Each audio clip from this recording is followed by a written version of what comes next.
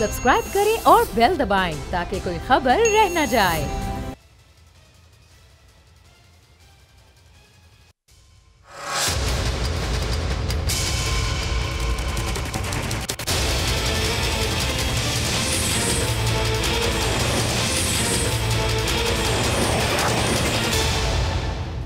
बिस्मिल्लाहिर्रहमानिर्रहीम, अस्सलाम वालेकुम। मैं हूं Jasmeen Manzoor and welcome to the program. नाज़रीन, इस वक्त मुल्क की सियासत को देखते हुए और साथ साथ पाकिस्तान में होने वाली दहशतगर्दी को देखते हुए मौलाना फजल रहमान साहब जो बातें कर रहे हैं उनमें बहुत वजन है और उस पर हम जाहिर सी बात है बात करेंगे। आई थिंक मौलाना फजल रहमान साहब इस वक्त के, मैंने उस दिन भी ये कहा था कि अगर बानी तहरीक इंसाफ को छोड़ दिया जाए तो इस वक्त की जो उनकी सियासत है, मुझे लगता है कि पॉपुलैरिटी उनकी पहले बहुत ज़्यादा थी, लेकिन इस वक्त उनकी एक आम घर में भी वो पॉपुलैरिटी है कि वो बात कर रहे हैं जो घर में लोग कर रहे हैं ना। Like it's a discussion that is being discussed, जिसको मैं कहूँगी गली में, कूचों में, घरों में, बाजारों में।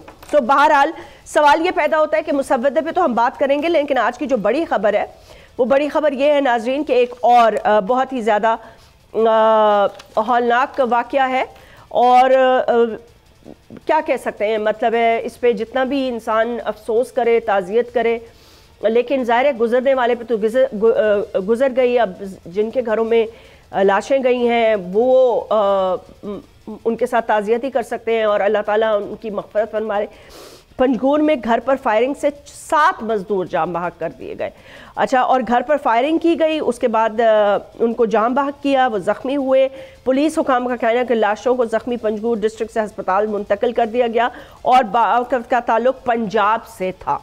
अब देखें, हम नहीं चाहते कि हम सूबाइत की बात करें, लेकिन आपको पता है कि पिछले दिनों भी बलूचिस्तान में एक बहुत ही घनौना वाक़या हुआ था और अब तक हमें कुछ उसकी अपडेट नहीं मिली कि वो लड़की कौन थी, उसका डीएनए हुआ नहीं हुआ, मैच हुआ नहीं हुआ, मतलब उस पर बिल्कुल खामोशी है। वज़ीर दाखिला ने उसके बाद कुछ नहीं बताया कि कौन वो लोग थे, किसने साइमल्टेनियसली इतने हमले किए।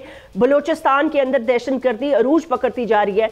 दूसरी तरफ केपी के जो चीफ मिनिस्टर हैं उनकी अपनी मंतक है, वो धमकियाँ लगा रहे हैं। अभी वहाँ से कह रहे हैं गोली का जवाब गोली से दूंगा।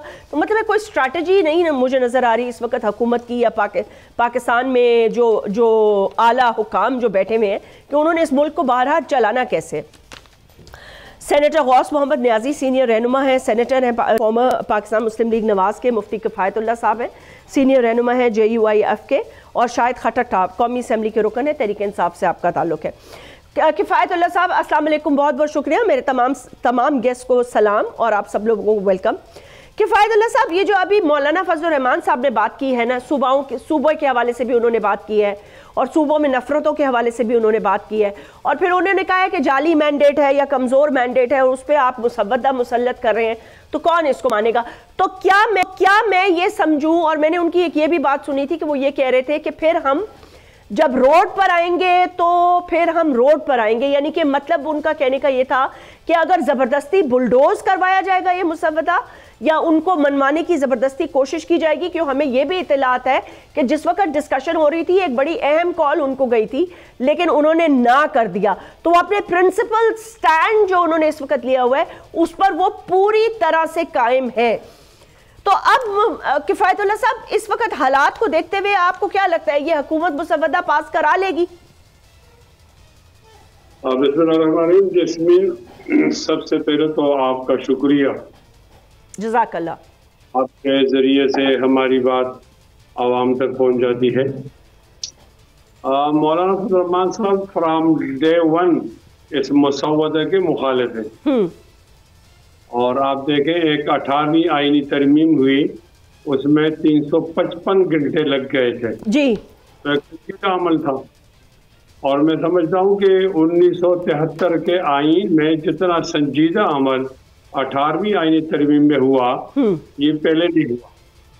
पता नहीं हुकूमत को क्या बात लग गई कि वो रात और रात अक्सरियत के बिल्डोजर से इसको पास करना चाहते थे।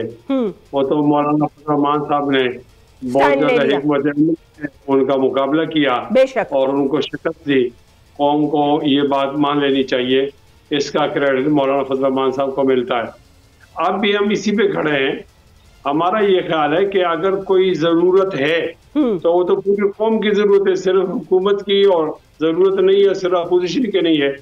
तो क्यों पीटीआई को बाईपास कर दिया जाए, क्यों अपोजिशन को नजरअंदाज किया जाए? अपोजिशन और हुकूमत मिलकर कोई एक मसौदा है, और चूंकि मौलाना फजल रहमान साहब की शख्सियत में लचक है, वो ऐसा कर सकते हैं। इसलिए मैं समझता हूँ कि वो कामयाब हो जाएंगे कि वो जो रातों रात अदलिये पे खून मारा जा रहा था, ऐसा नहीं होगा। अब का मुद्दा उसके अंदर किरदार होगा पीपल्स पार्टी का भी, पीटीआई का भी, जेयूआई का भी, और मुस्लिम लीग तो स्टेक होल्डर है।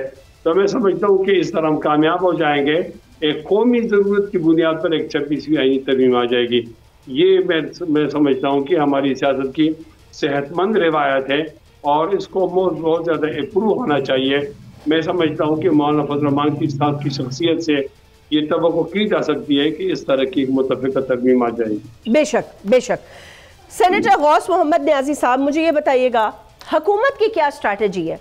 देखें ना, बहुत सारे कॉर्नर्स से तो अब इस तरह की आवाज़ें उठ रही हैं कि मैं उन कॉर्नर्स की तरफ जाती नहीं हूँ, लेकिन आप ये समझ लें कि बस मेरे स्टूडियो में कुछ ऐसे कॉर्नर्स हैं, कुछ ऐसी कहते हैं ना दीवारों के भी कान होते हैं, तो उन दीवारों के कानों में से कुछ ऐसी मुझे कानों से मुझे मेरे कान तक ये पहुंची है बात कि मतलब है कि कुछ नाकामियां आपके गले पड़ रही हैं कि आईएमएफ की तरफ से भी डिले हुआ। फिर आपको पता है कि जो अब हमारे फाइनेंस मिनिस्टर हैं उनको किसने रखवाया, फिर उन्होंने पूरी तरह से हिकमत, मैं ये नहीं कह रही कि शहबाज शरीफ साहब की और आपकी हुकूमत की मेहनत नहीं है, नो डाउट है। और फिर एक आईनी मुसवदा है जो तलवार की तरह लटक रहा है, वो भी आप पास कराने में नाकाम रहे हैं। तो आप फिर एक आपके लिए तो खैर एवरीडे एक नई प्रॉब्लम होती है ना, बल नई नहीं कहूंगी, पुरानी प्रॉब्लम होती है। आपको हर रोज एक मुश्किल का सामना करना पड़ता है, जिस मुश्किल का नाम है फैजाबाद। आपकी सारी कंसंट्रेशन उसमें लगी हुई है, तो मुल्क कैसे आगे बढ़ेगा? जी बिस्मिल्लाह।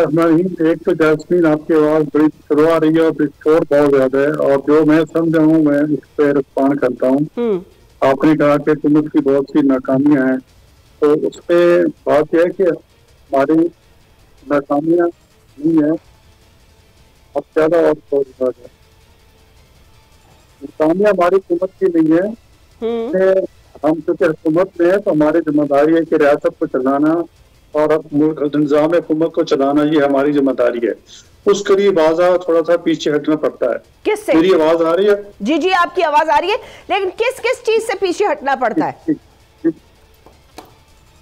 मसलन ये आईनी तरमीम जो हुई, ठीक, शुक्र आवाज अब ठीक हो गई है। चलो शुक्र। अच्छा, जो आईनी तरमीम मसौदा मैंने पेश किया उस पे बात ये थी कि लोग समझते हैं या आम एक परसेप्शन है कि हुकूमत की सुबकी हुई है और हुकूमत को हसीमत का सामना करना पड़ा है। ऐसा नहीं है। फिर कैसा? हुकूमत में हम हुकूमत में हैं और हमें वक्ती तौर पर बाधा पीछे हटना पड़ता है। उस रात जिस रात ये तरामीम पेश होनी थी, इतवार की रात को, जो 10-11 बजे इजलास हुआ था, इसमें तमाम सियासी पार्टीज मुल्क की इकट्ठी हुई थी असम्बली कमेटी रूम में, और उसमें ये था कि हमने वहाँ ये महसूस किया कि फजल रहमान साहब और इवन की पीटीआई उन्होंने कहा कि हमें कुछ जो आईनी तरामीम करने जा रहे हैं, हमें उस पर इत्तेफाक है, हम आपको सपोर्ट करेंगे। ठीक है। तो हमने को तो फला पे हमें एतराज है। अच्छा, हम चूंकि हम चाहते थे कि अच्छा वक्ती तौर पर थोड़ा पीछे हट जाते हैं, इनको टाइम देते हैं, बाकी बातों में हम निगोशिएट करते हैं, इसमें जो चीजें हो सके हम ऐसे। नहीं, लेकिन सेनेटर गौस मोहम्मद न्याजी साहब, सवाल ये नहीं है, सवाल ये कि इतनी जल्दी क्या है, इसमें इतनी जल्दी क्या है? देखे ना, इतवार के दिन रात के आप मुझे कह रहे हैं 10 बजे कमेटी रूम में, मतलब जल्दी क्या थी? आप इस पे डिलिबरेट करते, मुसव्वदे को पार्लियामेंट में लाते, ऑपोजिशन भी इस पे, मतलब है क्या इस आईनी तरमीम से हमें कोई फायदा हो रहा है या खाली आपको? लोग तो पूरी दुनिया ये कह रही है ना कि एक शख्स के लिए आप ये कर रहे हैं, एक मखसूस शख्स के लिए आप ये कर रहे हैं। देखें, मैं आपको ये बता रही हूं कि इतनी जल्दी क्या थी? सुबकी की वजह जल्दी है ना? नहीं, उसमें मैं बात ये थी उस वक्त, अब तो उसको भी 15 दिन हो गए हैं, बेशक हो गए हो, क्योंकि अजलास हमने रात 10 बजे नहीं बताया। अजलास तो हमने बुलाया था, मतलब एक दिन पहले बुलाया था, हफ्ते को जुम्मे के बाद हफ्ते को इतवार पे 10 बजे। फिर इस तरह कंसेंसस डेवलप करते करते रात हो गई। और उसमें फिर रात को 10 बजे जाके देखो सारी सियासी पार्टी एक टेबल बैठे। हम तो इसको बड़ी कामयाबी समझते हैं हुकूमत की कि हमारी काज पे, हमारी रिक्वेस्ट पे इवन की पीटीआई हमारे साथ बैठ गई और डायलॉग की सूरत हाल पैदा हो गई। और एक छोटी सी ब्रेक ले लें, let's take a short break.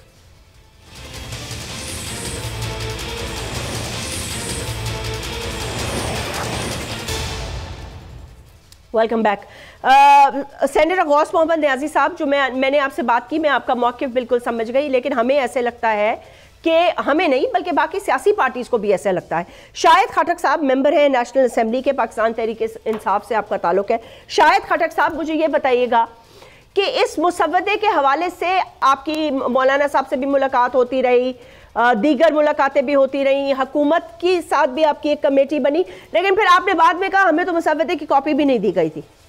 जी देखिए जजमन के पहली बात तो ये कि हम हुकूमत से यही मुतालबा कर रहे थे कि जी आप जो तरमीम लाना चाह रहे हैं उसका मसविदा दे हमें। इनको ना खुद पता था कि हम ला क्या रहे हैं, हम पार्लियामेंट से पास क्या करा रहे हैं। 11:58 पे इनका लॉ मिनिस्टर जो है वो अनाउंस करता है कि जी मुझे मसविदा मिल गया है। तो जी देखिए तो इनको बस यही तो सवाल हमारा है कि कहां से आपको मिला ये मुसविदा। जो इनका लॉ मिनिस्टर है, आप उसकी स्टेटमेंट उठा के देख लें कि मीडिया के ऊपर चली कि जी मुसविदा हमें मिल गया है। जी देखिए अगर इन्होंने आईनी तरमीम करनी ही थी तो ये अपोजिशन के साथ, मीडिया के साथ, तमाम पार्लियामान के साथ उस मुसविदे को शेयर करते, हम उस मुसविदे को देखते, उसके बाद हम उसके ऊपर कमेंट भी करते, उसके बाद पार्लियामेंट में उसके ऊपर डिबेट होती, उसके बाद वो कमेटी चली जाती, वहां से वेट होके तो फिर ये ले आते। लेकिन जी देखिए रात की तारीकी में जो है वो डाके डलते हैं और ये असल में डाका डाल रहे थे। एक तो इन्होंने हमारे इलेक्शन के ऊपर डाका डाला और उसके बाद ये पार्लियामान के अंदर पता नहीं क्या पास करा रहे थे, इनके मेंबरान को खुद भी नहीं था पता। हम असेंबली के अंदर इनके मेंबरान से बार बार पूछ रहे थे कि जी आप लोग क्या पास कराने जा रहे हैं, इसमें सवेदे में है क्या, ये तरमीम क्या है, हमें भी थोड़ा सा समझा दे। लेकिन इनको इतनी जल्दी पड़ी हुई थी कि रात 12 बजे तक इजलास इन्होंने जारी रखा और इनका प्लान था कि हम ये इजलास जो है ये हम एडजर्न करा के दोबारा 12:02 पे दोबारा बुला लेंगे। लेकिन एक तो इनके पास तादाद नहीं थी पूरी, और नंबर 2 इनका मसला ये था कि इनको खुद नहीं था पता कि हम पास क्या कराने जा रहे हैं। जी देखिए आईनी तरमीम छोटी चीज नहीं होती। आईनी तरमीम के लिए आपने कंसेंसस डेवलप करना होता है। गो के इस पार्लियामान के ऊपर, इस हुकूमत के ऊपर हमारे इतराजात भी है। ये फॉर्म 47 के जरिए कायम शुदा हुकूमत है, इनके पास अवामी मैंडेट नहीं है। लेकिन ईवान को इतना तो बेतुकीर ना करें कि एक तरफ ईवान के अंदर मेंबरान के ऊपर हमले हो रहे हैं, आपके ईवान से मेंबरान को उठाया जा रहा है, और दूसरी तरफ उस ईवान से ऐसा मुसविदा आप अप्रूव कराएं, ऐसे आईनी तरमीम लेके आ रहे हैं जिसका हुकूमत को खुद ही नहीं पता। अच्छा शाहिद खटक साहब, एक ये बात बताइएगा, मैंने एक बयान ये देखा और कल जो फैजाबाद पे हालात हुए, तो अब पीटीआई का वैसे मौकिफ क्या है? मतलब आप बानी तहरीके इंसाफ क्या चाहते हैं? आप तो एक स्टेटमेंट आ गई है जी हम किसी से बात नहीं करें, मतलब अब हम एस्टैब्लिशमेंट से भी बात नहीं करें, हम बात भी नहीं करना चाहते। तो क्या आप चले ठीक है आ गया, ओके नहीं बात करें कोई बात नहीं, तो फिर करना क्या चाहते हैं? देखिए सुने मेरी बात सुने, मेरा एक छोटा सा सिर्फ सवाल सुन ले। क्या आपको लगता है कि जो मुल्क के इस वक्त हालात हैं उसमें हर रोज इंतशार फैलाना, फिर वजीर आला खैबर पख्तूनख्वा एक ये हर रोज एक बयान दे देना कि मैं क्या नाम है, अब वो एक ने आ गया गोली का जवाब गोली से दिया जाएगा और इनकलाब लाने का ऐलान कर दिया, मतलब ये किस किस्म के ऐलान आते हैं और कहाँ इनकलाब ला रहे हैं और किसको गोली मार रहे हैं? मतलब है कि आप एक केपी के सूबे को आप बाकी सूबों से अलग कर रहे हैं, और क्या एक चीफ मिनिस्टर को ये के आईनी रुतबे को ये सूट करता है कि वो ये सारी हंगामा आराई करे मुल्क के अंदर?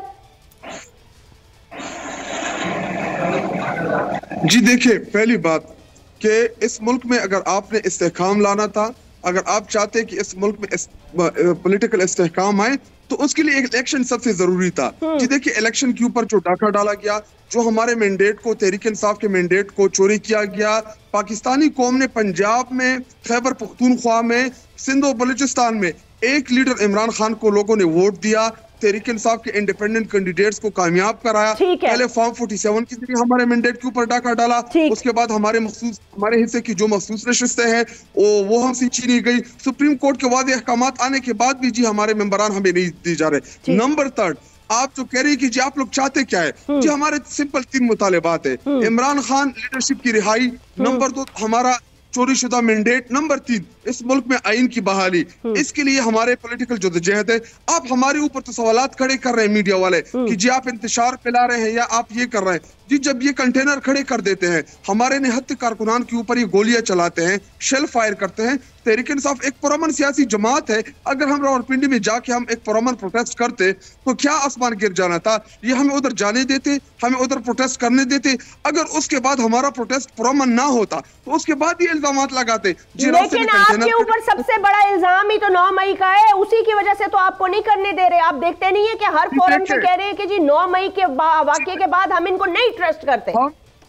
ये देखे सीसीटीवी फुटेजेस निकाले, जिस उसमें जो भी मुलविस हो उसको सजा दी जाए, उसको केफर किरदार तक पहुंचाए। नंबर 2, 9 मई के हवाले से हमारा मुतालबा था कि जुडिशल कमीशन बनाया जाए, उसमें इंक्वायरी की जाए कि जो 9 मई में मुलविस है आप उनको डाल दे। जी देखिए मेरा 9 मई के साथ कोई ताल्लुक नहीं था, मैंने प्रोटेस्ट डिस्ट्रिक्ट में किया था, लेकिन मेरे ऊपर 30 से 32 एफआईआर जो है वो मेरे जिले में हुए और मेरे ऊपर दहशतगर्दी के पर्चे काटे गए। हालांकि एक गमला नहीं टूटा था मेरे डिस्ट्रिक्ट में प्रोटेस्ट के अंदर। अगर आप पुरअमन प्रोटेस्ट नहीं करने देंगे, आप तहरीक इंसाफ को जलसा नहीं करने देंगे और हमसे ये तवक्को रखे कि जी तमाम की तमारी जिम्मेदारी हमारी ऊपर आयद होती है, तो जी ये हुकूमत की गलत फहमी है और ये हुकूमत जो है ये जाली है, ये मैंडेट चोर है। इन्होंने फॉर्म 47 के जरिए तहरीक इंसाफ के मैंडेट के ऊपर डाका डाला। हम इनको चैन से बैठने नहीं देंगे किसी सूरत। अब सुन लिया आपने सेनेटर गौस मोहम्मद न्याजी साहब के आपके लिए जो अब डेली बेसिस का एक चैलेंज है ना, वो आपने तहरीक इंसाफ को हैंडल करना है। अब मसला सारा ये है कि आप बाकी चीजों को कैसे टाइम देंगे, क्योंकि आपकी पूरी रावलपिंडी की पुलिस, पंजाब पुलिस, लाहौर की पुलिस वाले भी बेचारे तंग आ गए। उनका कोई और काम नहीं है, उनको डेली यही टास्किंग दी जाती है कि पीटीआई का जलसा हैंडल करो, पीटीआई की रैली हैंडल करो, पीटीआई को हैंडल करो, इनको हैंडल करो, उनको छोड़ देना, इनको आजाद करने दे इनको। कितना, आपका क्या ख्याल है कितना अरसा ये जलसे कर सकेंगे? कितना अरसा लोग इनके पीछे भागते रहेंगे? लोगों के पास तो खाने के लिए रोटी नहीं है। आप जितनी बंदिशें लगाते हैं उतना वो रिटेलिएट करते हैं और आपको सारी की सारी आपकी जो एनर्जी है वो इनके पीछे लगी हुई है और उसके अलावा मुल्क अल्लाह तवक्कल पे चल रहा है। आज इतना बड़ा हादसा हो गया पंजगूर में, पहले वाला हादसा जो हुआ बलोचिस्तान का, हमें अभी तक ये नहीं उसकी रिपोर्ट दी गई कि किसने किया था, किसने मारा एफसी वालों को।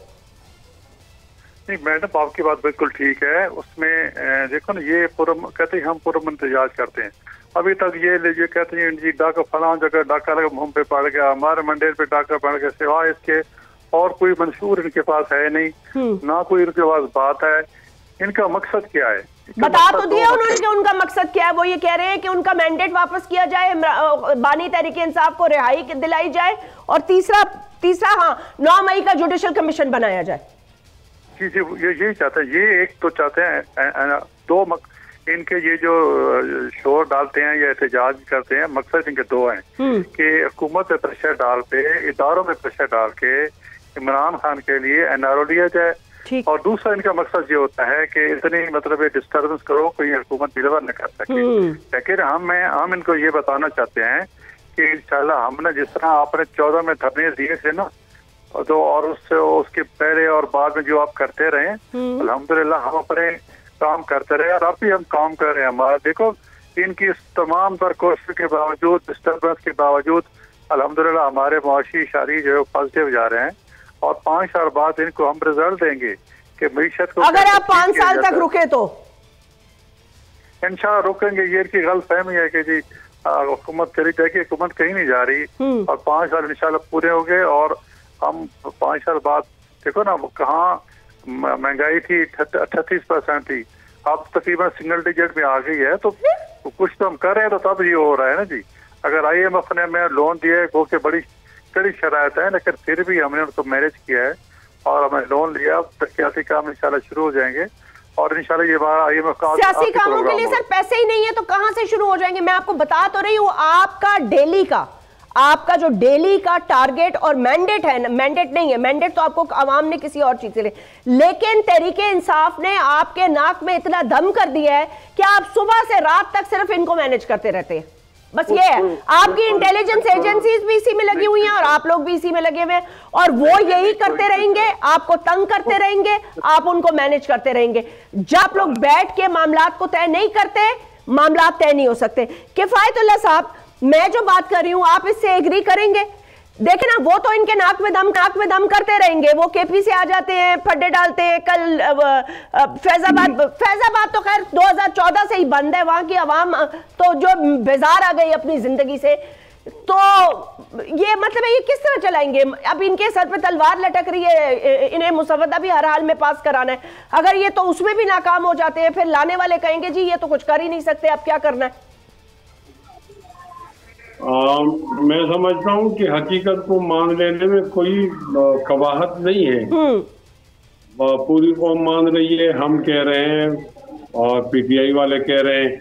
अब पीपल्स पार्टी और मुस्लिम लीग वाले नहीं कह रहे तो उनको कोई वक्ती फायदा हो रहा है, वरना ये लोग तो हमारे साथ थे 2018 में इस बात में। अब इस हकीकत को मान लेना चाहिए कि 8 फरवरी के इंतखाबात जो थे वो ठीक नहीं थे। में 45 और 47 का फर्क आया है।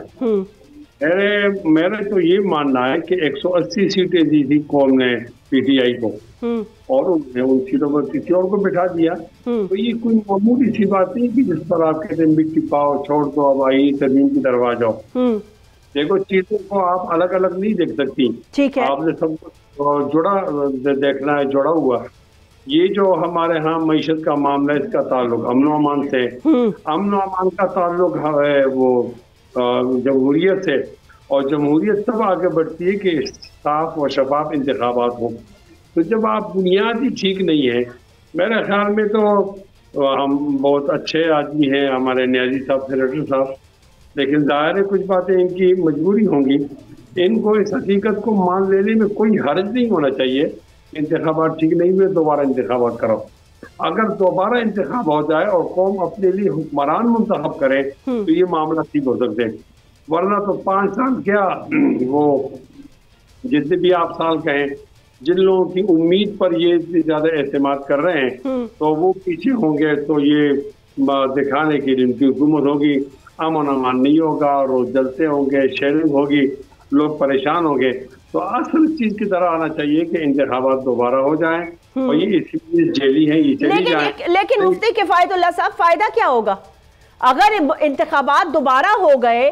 तो ये तो चले, इंतखाबात जब हुए तो एक सरप्राइज था ना, एक सरप्राइज था, तो सरप्राइज को मैनेज किया गया बाद में। तो अब तो पहले से ही नतीजा पता होगा, तो वो पहले से ही मैनेज हो जाएंगे।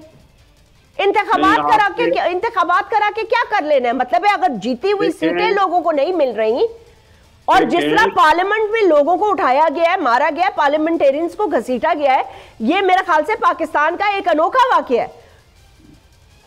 देखिए ना, आप बिल्कुल ठीक कह रही हैं।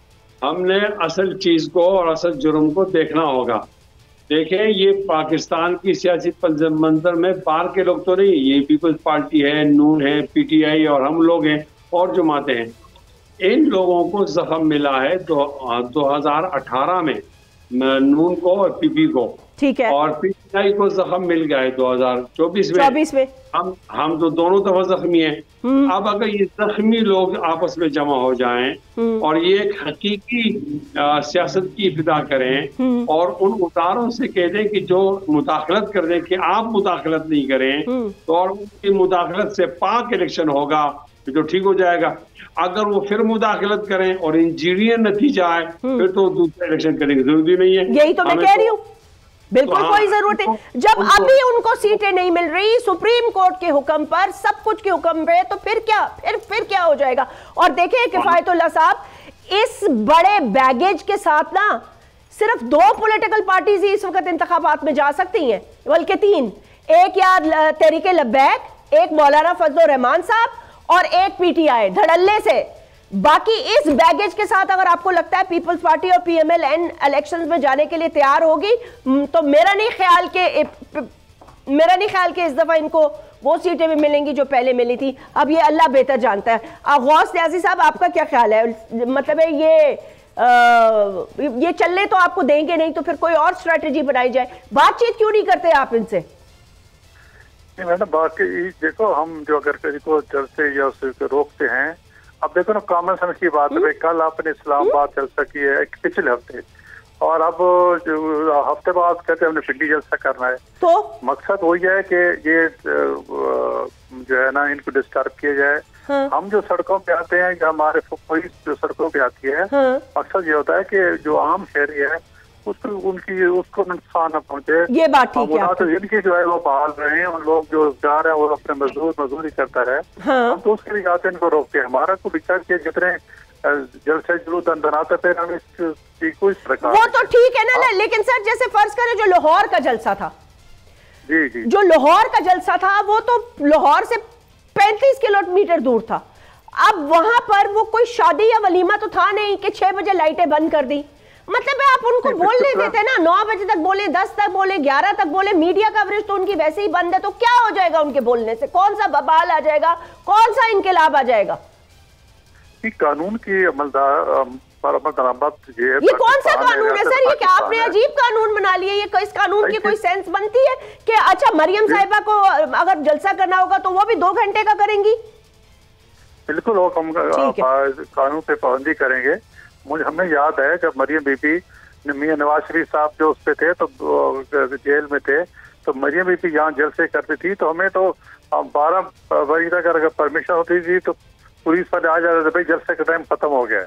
तो 10 लाभ हाला 10, 15, 20 मिनट जाते हो करने में हम जलसा खत्म कर देते। तो यही तो मैं आपको कह रही थी कि सर, इन चीजों से तो आपको और सीखना चाहिए था, क्योंकि अगर ये आपके साथ हो रहा है तो आपको तो फिर बिल्कुल इसका हिस्सा नहीं बनना चाहिए था। आप कहते कि जी आज अगर कल पहले पे हमारे साथ ये हुआ है, यहाँ तो पेज फटना और पेज जुड़ना 15 मिनट का काम है। पेज फट जाता है और पेज जुड़ जाता है। तो अगर पेज आपके साथ पेज फट गया और कहीं और जुड़ गया तो यही कानून आप पे लागू हो जाएगा, फिर आप चीखे लगाते रहेंगे। बिल्कुल, हम कानून की पाबंदी नहीं करेंगे। देखो, हम तो जो पोजीशन में नहीं सर, जमहूरी जो पार्टियां है ना, जमहूरी जो पार्टियां है, उनको जमहूरी रवायात के साथ खड़ा होना चाहिए। मेरा अपना ये मौक़िफ़ है, मेरा अपना ये मौक़िफ़ है। काले लॉ कानून की पासदारी भी होनी चाहिए, अगर होनी चाहिए। मैं तो कह रही हूँ इनको कि कौन सा चीफ मिनिस्टर इस किसी सूबे का ये हरकतें करता है जो इनका चीफ मिनिस्टर करता है। शायद खटक साहब मुझे एक बात बताएं, आपको किसने हक दिया है? आप लोगों को किसने हक दिया? आप कहते हैं हम पुरअमन जलसा करने जाते हैं, ठीक है। आप पिंडी गए, वहां जो जिस किस्म की आप लोगों ने जबान इस्तेमाल की, ना सिर्फ आपने मीडिया को गालब गलोच धमकियां, फिर मैनू नोट दिखाओ, मैनू वोट दिखाओ, कितनी कितनी कितनी वाहियात। और मैं आप तो मुझे पठान है यो खबर हुक्म, ये तो पठानों की रवायत ही नहीं है। पठान खलक तो कभी, हम लोग तो औरत की तरफ बात करते हुए भी हम डरते हैं। औरत तो हमारे लिए वैसे ही एहतराम की बाइज़ है। फिर आपने कहा मैं पिंडी पे चढ़ाई करूंगा, फिर आपने मरियम बीबी के ऊपर बातें करना शुरू कर। आप अपना मुद्दा क्यों नहीं लाते, अपनी बातें क्यों नहीं पेश कर? फिर आपने इदारों पे हमले किए, फिर आपने जब पहले कहते हैं हम उनसे बात करना चाहते हैं, हमने उनको कभी कुछ नहीं कहा, हमारी उनसे दोस्ती है, ये फौज भी हमारी, ये मुल्क भी हमारा, ये वतन भी हमारा। फिर आप उनके ऊपर हमले करते हैं, फिर कहते हैं आ जाओ जी बात करो। ये द पॉलिसी सदी जी दाम आता हुआ है। जी देखिए, एक तो ये जी शाहिद साहब, अभी जी देखे, पहली बात ये कि हमारी लीडर उनकी रोजा जिनका सियासत से कोई ताल्लुक नहीं है, सब के सब जेल। इस टाइम यास्मीन राशिद जो कैंसर की पेशेंट है वो जेल में, साबिक गवर्नर मान लिया वो जेल में, हमारे 70-80 कारकुनान को पूरे मुल्क में जेलों में डाला गया। 3 POs के जरिए हमारे लोगों को उठाया गया, फेक FIRs की गई, कानून की धज्जियां उड़ाई गई। और जी देखिए, उसके बाद इनका मैंडेट हमारा चोरी हुआ, मुल्क में आई है वो मुअत्तल हुआ। अदालतों के फैसले 90 दिन में इंतखाबात कराने थे, नहीं कराए। अदालत ने फैसला दिया मखसूस नशिस्तें दे दी, नहीं दिए। साहब, मैं आपकी ये सारी बातें मान चुकी हूँ, लेकिन मुझे आप ये बताएं ना कि इसका धमकियों से क्या ताल्लुक है कि गोली का जवाब गोली से दूंगा? कौन सा चीफ मिनिस्टर ऐसे कहता है? नंबर सेकंड कि मैं आपको एक चीज वो कर दूं कि यहाँ पे आप जो जलसे में जुबान की बात करिए, आप मरियम नवाज की वो तमाम क्लिप्स चलाएं, आप नवाज शरीफ की चलाएं, आप पाकिस्तान पीपल पार्टी की चलाएं, कौम को पता चले कि किसने क्या जुबान इस्तेमाल की। सबको याद है सर, लेकिन उस वक्त भी पाबंदी थी, उनके ऊपर भी पाबंदी थी, उनके इंटरव्यू भी नहीं चलने की इजाजत थी। उन्होंने प्लेन इंटरव्यू किए इस मुल्क में, जिन्होंने लोगों को स्टूडियो में ला के उनको बिठा के उनको ऊपर तशद्दुद करा के उनसे बतौर बादू इंटरव्यूज कराए। आप उनके बारे में क्यों बात नहीं करते? जी देखे, उनको नहीं करना चाहिए था, प्रिंसिपली वो ना करते, पिटते मार खाते। मैं तो कह रही हूँ कि आपकी पार्टी से जो जो भागा है ना, उसको शर्म आनी चाहिए। जी देखे, जो हमारे पॉलिटिशियंस के ऊपर भी जी इतराजात होते हैं कि पैसे लेते हैं, जो मीडिया में पैसे लेगा उसके ऊपर हम इतराज करेंगे, हम उनके नाम भी लेंगे। नहीं आप करेंगे, आप नाम जरूर लें, लेकिन देखिए सर इल्जाम ना लगाएं। शायद साहब दाब पख्तून खबर है ना दा, आप इल्जाम नहीं लगा सकते ना, आप इस तरह गंदे इल्जाम ना लगाएं, आप सबूत पेश करें, आप कोर्ट में चले जाएं। कंप्लीट नहीं करने दे रही, मुझे कंप्लीट करने दे। करे कंप्लीट बात। जी देखे, जिन एंकर्स ने तहरीक इंसाफ के हवाले से खत्म शुद के नारे लगाए, जो सुबह से बैठ के शाम तक तहरीक इंसाफ के खिलाफ बयानियां बनाते हैं, जो सारा दिन जो नून लीग के तर्जुमान बनी हुए, जी जब आप हमारे ऊपर तनकीद करेंगे तो फिर तनकीद बर्दाश्त भी करेंगे। हमने उन मखसूस लोगों के बारे में बात की जो इस टाइम मीडिया के अंदर रह के जो एज अ जर्नलिस्ट अपना रोल प्ले नहीं कर रहे। जब वो पॉलिटिक्स में इंटरफेयर करेंगे या जानिबदारी करेंगे तो फिर तनकीद भी बर्दाश्त करेंगे। ठीक है, ये बात मैं आपकी मानती हूँ, ये जायज बात है, क्योंकि सहाफी का ये काम नहीं है कि वो किसी के साथ पार्टी बन जाए। आप गलत काम करेंगे तो मैं आप पे भी आवाज उठाऊंगी, मौलाना साहब पे भी उठाऊंगी, इज्जत के साथ एहतराम के साथ, और गौस नियाजी साहब पे भी उठाऊंगी, लेकिन मेरा ये काम नहीं है कि मैं पार्टी बन जाऊं। और अगर कोई एंकर पार्टी बन गया तो फिर वो तनकीद बर्दाश्त करे, लेकिन उस तनकीद के लिए सर आपको प्रूफ भी देना पड़ेगा ना। अगर किसी ने कह दिया पीटीआई खत्म शुद, तो क्या पीटीआई खत्म शुद हो जाएगी? ऐसा थोड़ी जी देखिए, फिर इनको तनकीद भी बर्दाश्त करनी पड़ेगी। जब ये हमें खत्म शुद कहेंगे तो फिर हम असलियत लाते रहेंगे कौम के सामने कि मीडिया में रह के कर क्या रहे। जी देखिए, जब मेरी आपसे ये रिक्वेस्ट है कि मीडिया जब फरीक बनेगा, जी आप हमें कवरेज नहीं दे रहे, आप हमारे जलसे कवर नहीं कर रहे, आपको आपके चैनल के मालिकान आपको कॉल करके कहते हैं कि तहरीक इंसाफ को लोगों को ना बुलाए, तो जब मीडिया जानबदार बनेगा। मैं आपको एक बात बताऊं शाहिद साहब, मैं पिछले 3.5 साल, शाहिद साहब आप देखें मेरी बात सुने, मैं 3.5 साल पे अब्दुल्ला बोल में काम कर रही हूं और 22 साल से मैं सहाफत कर रही हूं। यूट्यूब पे चले जाएं, मेरा नाम भी गूगल कर लें, पता नहीं आप मुझे जानते हैं अच्छी तरह या नहीं जानते, जानते ही होंगे। और आप मेरा पिछले 2.5-3 साल के शो और ट्रांसमिशंस देख लें कि अगर कोई ऐसा मेरा शो ऑन एयर गया हो जिसमें पीटीआई का बंदा ना हो, और मुझे ना कभी मैं आपसे ये ऑन एयर वादा कर रही हूं, वादा नहीं करी मैं, झूठ नहीं बोल रही, मुझे कभी एजेंसी की कॉल नहीं आई, मुझे कभी मेरी मैनेजमेंट ने नहीं कहा कि पीटीआई का बंदा तुम्हारे शो में नहीं आएगा। मैं ये हल्फन आपको बता रही हूं, मेरे सारे शोज यूट्यूब पे मौजूद है। मुझे जैस्मिन अगर आप रिस्पॉन्ड करने दे जी दी, आपकी हम बड़ी रिस्पेक्ट करते हैं। उसकी एक वजह ये है कि आप एंकर्स में शामिल है जिन्होंने इमरान खान साहब के सबसे ज्यादा सोलो शोज किए। मैंने आपको देखा भी है, हम आपको देखते भी हैं, आपके प्रोग्राम को भी देखा है और हम आपकी बड़ी रिस्पेक्ट भी करते हैं, लेकिन हम उन मखसूस लोगों की बात कर रहे हैं जो इस टाइम मीडिया के अंदर रह के वो रोल प्ले करें। जी देखिए, पॉलिटिकल जमातों का सियासी मौक़िफ़ होता है, आप इत्तेफाक करें ना करें, ये मैं कर रही हूँ आपसे इत्तेफाक, ये बात बिल्कुल गैर मुनासिब है, मैं कर रही हूँ, लेकिन सर अब वक्त बिल्कुल खत्म हुआ जाता है। आपसे इंशाअल्लाह ताला फिर मुलाकात होगी, अपना ख्याल रखें, हाफिज।